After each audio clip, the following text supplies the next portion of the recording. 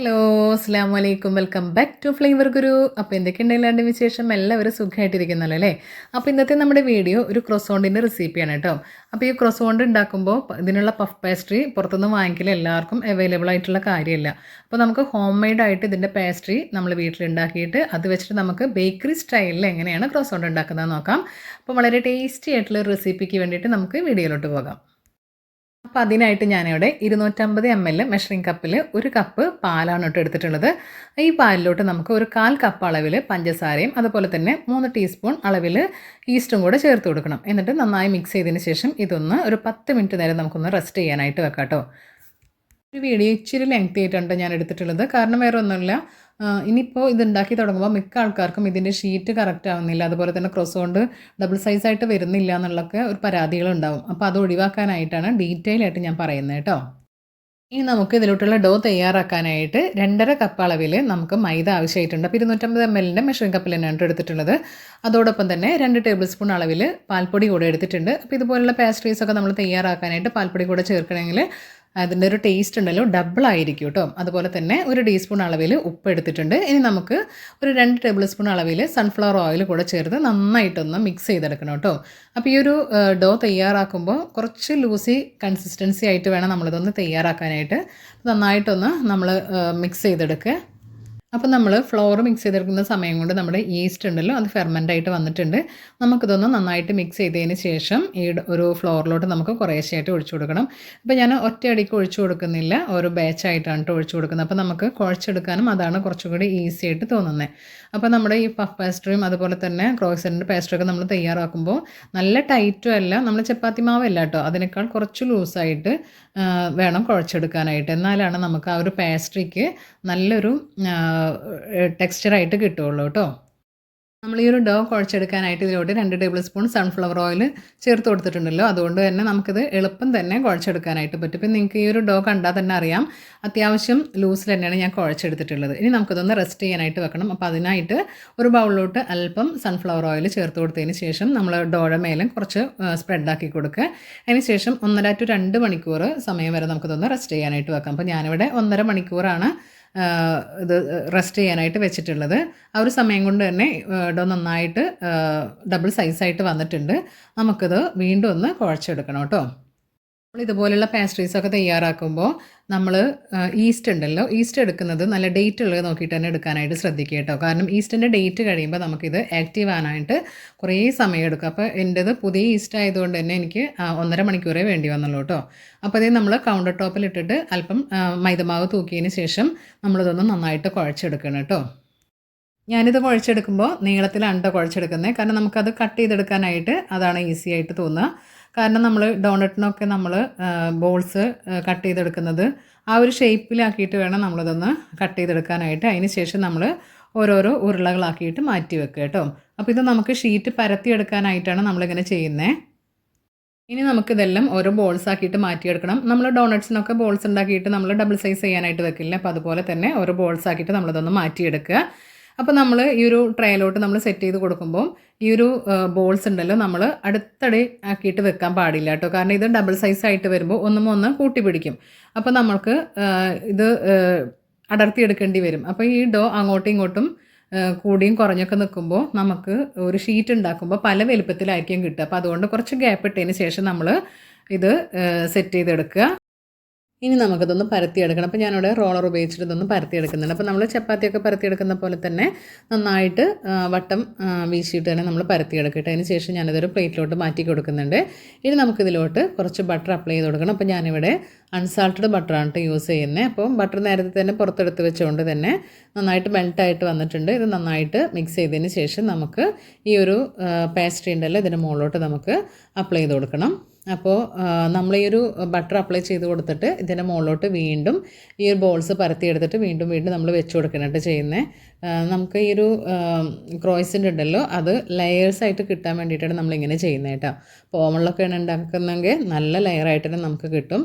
അപ്പോൾ ഇതുപോലെ നമ്മൾ ഓരോ ബോൾസും പരത്തിയെടുത്തതിന് ശേഷം ബട്ടർ വീണ്ടും അപ്ലൈ ചെയ്തിട്ട് നമ്മൾ ഇതുപോലെ വെച്ച് കൊടുക്കുക.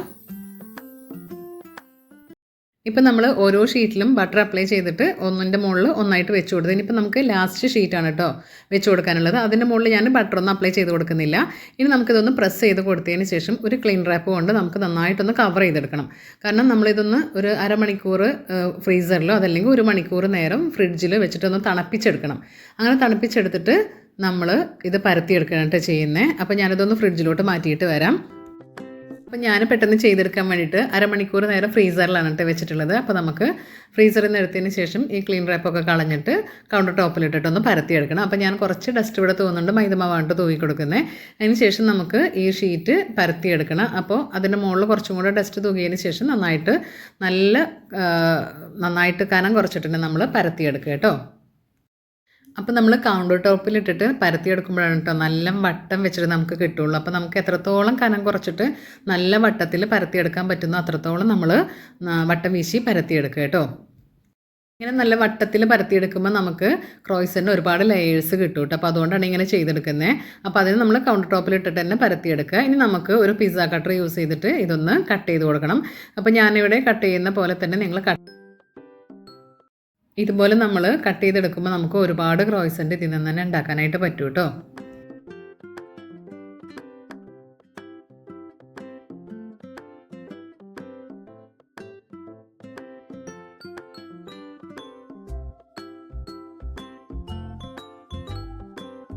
അപ്പോൾ ഇതേ നമ്മൾ ക്രോസോണ്ട് ഫുള്ളായിട്ട് ഇവിടെ കട്ട് ചെയ്തെടുത്തിട്ടുണ്ട്.